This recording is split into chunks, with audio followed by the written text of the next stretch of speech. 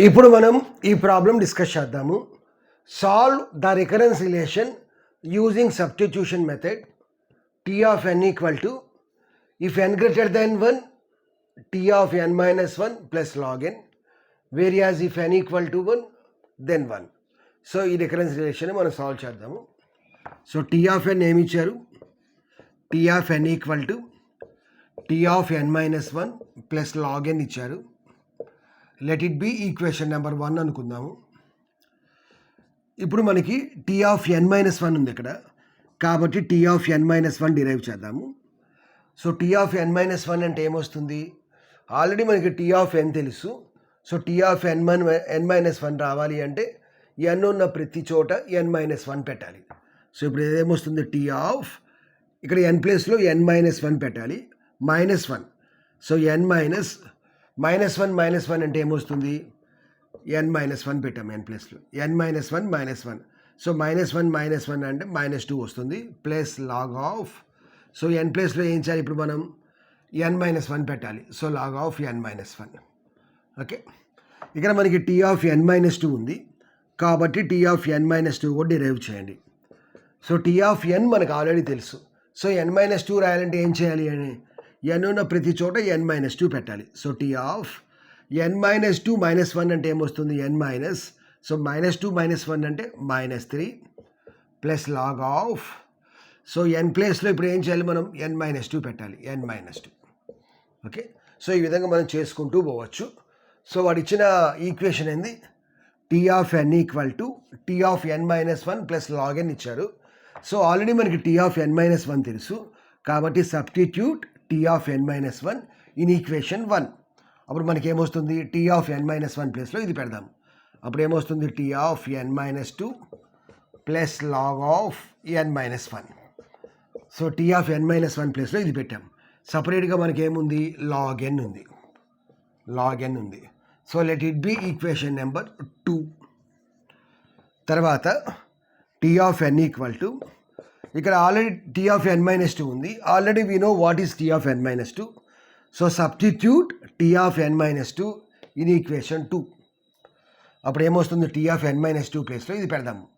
So T of n minus 3 plus log of n minus 2. So T of n minus 2 ప్లేస్లో ఇది పెట్టేసాం, T of n minus 2 ఫార్ములాని పెట్టేసాం.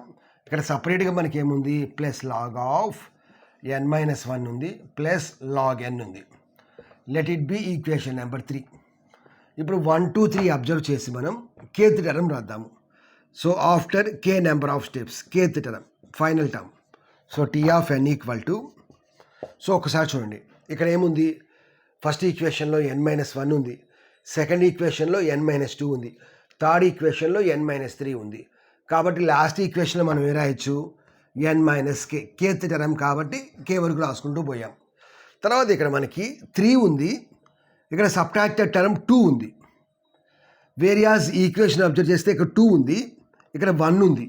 Okay, కాబట్టి మనం ఏం రాయొచ్చు? లాగ్ ఆఫ్ ఎన్ మైనస్, ఇక్కడ 3 ఉంది, 2 రావాలి అంటే ఏం చేయాలి? 3 - 1. సో 3 - 1 చేస్తే 2 వస్తుంది. ఇక్కడ 3 అంటే ఏంది? దట్ కేత్ టర్మ్, కాబట్టి మనం ఏం చేయాలి? కే -1 రాయాలి, plus log of n minus, ఇక్కడ 3 ఉంది, ఇక్కడ 1 ఉంది. సో 3 నుంచి 1 రావాలంటే ఏం చేయాలి? -2 చేయాలి. సో ఇక్కడ మనకి కే ఉంది, కాబట్టి ఏం చేయాలి? కే -2 చేయాలి. సో కాబట్టి కే -2. అలా మనం రిపీట్ చేసుకుంటూ పోతే ఇక్కడ లాస్ట్ టర్మ్ ఏముంది? ప్రతి దాంట్లో చూసారా? ఇక్కడ లాగ్ ఎన్ ఉంది, లాగ్ ఎన్ ఉంది. సో కాబట్టి లాస్ట్ టర్మ్ ఏమైంది? లాగ్ ఎన్ అయితే. ఓకే, సో ఇప్పుడు మనం ఇక్కడ ఎన్ మైనస్ కే ఉంది, ఇక్కడ మనకి బేస్ కండిషన్ ఇచ్చారు, base condition or terminating condition ఏమి ఇచ్చారు? 1 ఇచ్చారు. సో టీ ఆఫ్ 1 వాల్యూ ఎంత? 1. కాబట్టి ఇక్కడ మనకి దీన్ని టెర్మినేట్ చేయాలి అంటే ఈ ఎన్ మైనస్ కే ప్లేస్లో ఈ 1 కనుక తెప్పిస్తే అప్పుడు మనం 1 సబ్స్టిట్యూట్ చేయొచ్చు. కాబట్టి మనం ఏం చేద్దామంటే assume n minus K equal to 1, n minus K equal to 1 అని చెప్పి అనుకుందాం. సో ఇక్కడ నాకు స్పేస్ కోసం నేను ఈ పోర్షన్ని అరేంజ్ చేస్తున్నాను. సో ఎన్ మైనస్ కే నేను 1 అనుకున్నాను. 1 అనుకుంటే ఇక్కడ టీ ఆఫ్ 1 వస్తుంది. టీ ఆఫ్ 1 ప్లేస్లో మనం 1 పెట్టచ్చు. ఇక్కడ టీ ఆఫ్ 1 వాల్యూ వాడు ఇచ్చాడు 1 అని. So T of n equal to, so వాడు ఇవ్వకపోయినా సరే మనం అస్యూమ్ చేసుకోవాలి base condition or terminating condition. T of n minus K అంటే వాడు ఎంత ఇచ్చాడు, ఎంత అనుకున్నాం మనం, assume n minus K equal to 1. So T of 1 plus log of n minus K, minus into minus means plus. So log of n minus K అంటే ఎంత 1, minus into minus ఎంత plus, plus 1 plus log of n minus K. So n minus K అంటే ఎంత 1 plus minus into minus ఎంత plus, plus ఇక్కడ ఏముంది, ఇక్కడ ఏముంది 2 ఉంది. సో అలా మనం కంటిన్యూ చేసుకుంటూ పోతే లాస్ట్ టర్మ్ ఏమొస్తుంది, లాగ్ n వస్తుంది. అంతే కదా, అర్థమైంది కదా. So T of n minus K అంటే 1 అనుకున్నాము కాబట్టి టీ ఆఫ్ 1 పెట్టాము, plus log of n minus K minus into minus plus. So n minus K అంటే ఎంత 1, ఆ 1 ఇక్కడ రాసాం. 1 ప్లస్ మైనస్ ఇంటూ మైనస్ అంటే ప్లస్, ఆ ప్లస్ 1 ఇక్కడ రాసాం. Plus log of n minus K అంటే ఎంత 1, ఆ 1 ఇక్కడ రాసాం. మైనస్ ఇంటూ మైనస్ ఎంత ప్లస్, ఇక్కడ 2 ఉంది కాబట్టి ఆ 2 రాసాం. ఓకే, ఇప్పుడు మనం ఇది రాసుకుంటూ పోతే టీ ఆఫ్ 1 ఎంత, n ఈక్వల్ టు 1 అయితే ఆన్సర్ ఎంత 1. So 1 plus log of 1 plus 1, 1 plus 1 అంటే ఎంత 2, ప్లస్ 1 ప్లస్ 2 అంటే ఎంత 3, plus 1 log n. Okay, so ఇప్పుడు దీన్ని మనం డిరైవ్ చేద్దాం. సో ఇక్కడ ఏముంది మనకి, టీ ఆఫ్ 1 ఆల్రెడీ డిరైవ్ చేసాం. ఇక్కడ మనకు ఒక ఫార్ములా ఉంది. ఫార్ములా ఏంటంటే log A plus log B equal to log of A into B. So లాగరిథమెటిక్లో ఇట్లా ఉంది. సో 2 లాగరిథమ్స్ కనుక మనం యాడ్ చేస్తే లాగ్ కామన్ తీసి మనం అటువంటిని మల్టిప్లై చేయొచ్చు. So is equal to T of n equal to, ఇక్కడ ఏముంది మనకి 1 ప్లస్, ఇక్కడ ఏముంది log A plus log B plus so on. కాబట్టి దీన్ని మనం ఏం చేయొచ్చు, లాగ్ ఆఫ్ మల్టిప్లై చేయొచ్చు. సో 2 ఇంటూ 3 ఇంటూ 4 ఇంటూ ఇట్లా చేసుకుంటూ పోతే లాస్ట్ టర్మ్ ఏమొచ్చింది into n. So that is equal to 1 plus log of, so దీని ముందు మనం 1తో మల్టిప్లై చేయడం వల్ల దాని యొక్క రిజల్ట్ ఏం మారదు, because 1 into anything is nothing but that anything only.